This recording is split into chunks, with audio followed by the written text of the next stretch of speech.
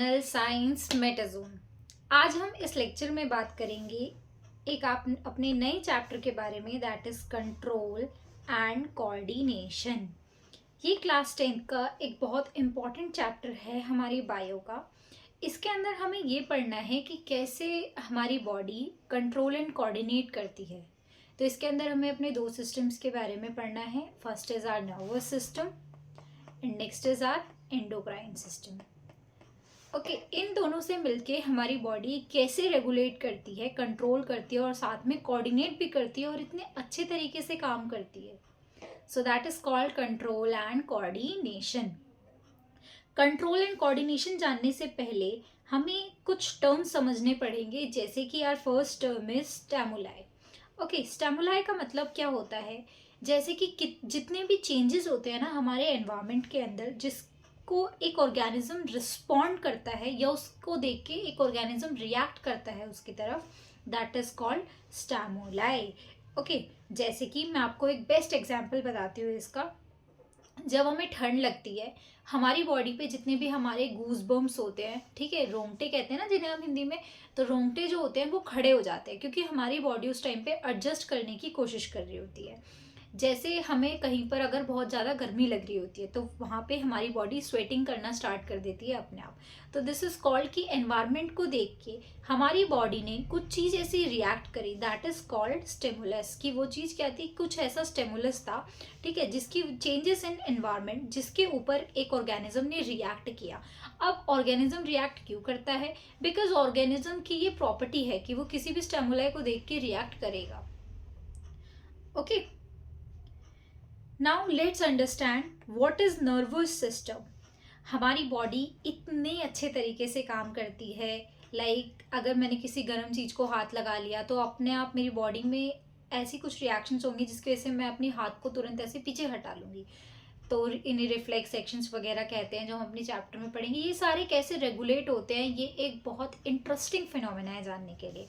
तो पहले हम पढ़ेंगे नर्वस सिस्टम क्या होता है, ठीक है।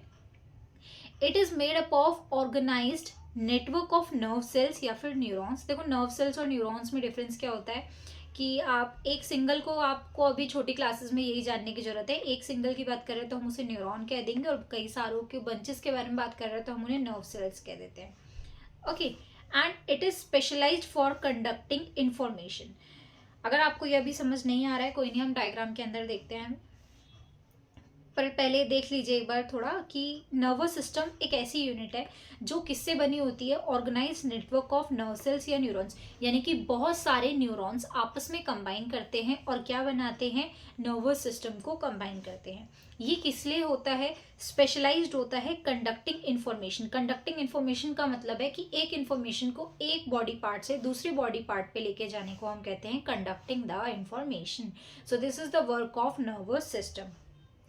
अब आप लोग देखेंगे जो हमारा नर्वस सिस्टम होता है ना, राइट, नर्वस सिस्टम हमारा दो पार्ट्स में डिवाइडेड होता है। एक होता है आपका सीएनएस और एक होता है आपका पीएनएस।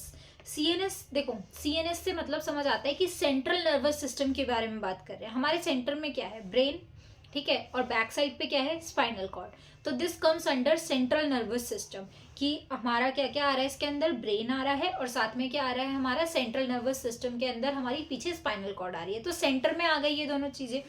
तो सेंट्रल नर्वस सिस्टम के अंदर क्या क्या होता है, ब्रेन और स्पाइनल कॉर्ड, ठीक है।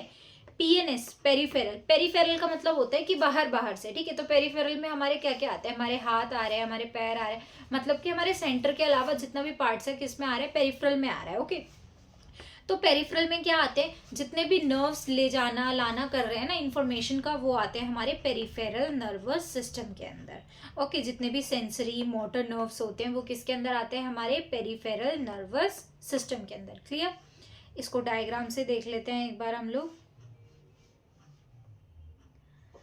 ये देखो, इसके अंदर आपको ह्यूमन नर्वस सिस्टम दिखा रखा है।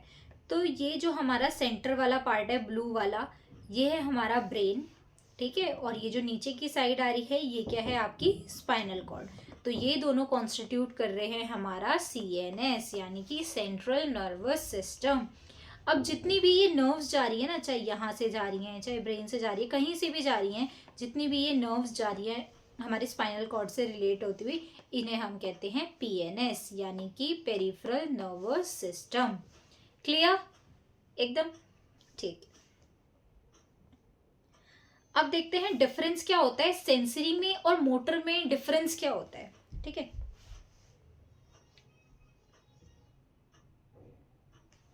सेंसरी का मतलब आप ऐसे याद करो, मैंने अगर किसी चीज को, गर्म चीज को, ऑब्जेक्ट को मैंने हाथ लगाया, ठीक है, मेरी इंफॉर्मेशन में सेंसिंग हुई, ठीक है, मेरे कहने मतलब नर्वस सिस्टम के अंदर मैंने, मेरी स्किन को सेंसिंग हुई कि भाई यहाँ पे ना कोई चीज़ गर्म है और मेरे को हाथ हटाना है। तो इन्फॉर्मेशन सेंस करके जो नर्व्स लेके जाती हैं उन्हें हम कहते हैं सेंसरी। ठीक है, और जो नर्व्स इंफॉर्मेशन को वापस से लेकर आती हैं कि भाई हाथ हटा लो, that is called our motor.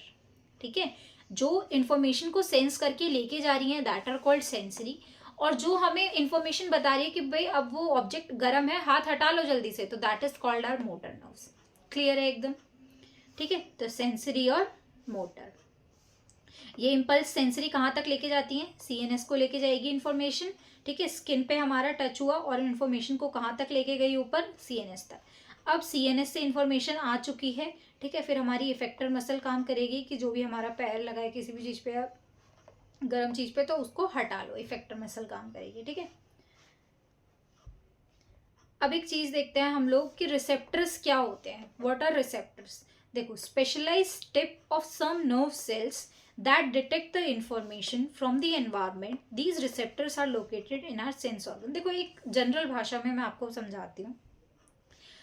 Specialised tip of some nerve cells that detect the information from the environment, यानी कि आपने सेंस ऑर्गन्स तो सुने होंगे। ठीक है, जैसे कि हमारी स्किन है, हमारी, मैंने किसी गर्म चीज को हाथ लगाया तो मेरी स्किन ने रिसीव किया कि भाई ये चीज गर्म है, तो ये किसकी वजह से हुआ, बिकॉज ऑफ यहाँ पे रिसेप्टर्स प्रेजेंट है। स्किन हमारा एक सेंस ऑर्गन है, इसकी टिप पे कुछ रिसेप्टर्स प्रेजेंट है जिसकी वजह से मुझे पता चला कि भाई ये चीज गर्म है, तो वो होते हैं हमारे रिसेप्टर्स।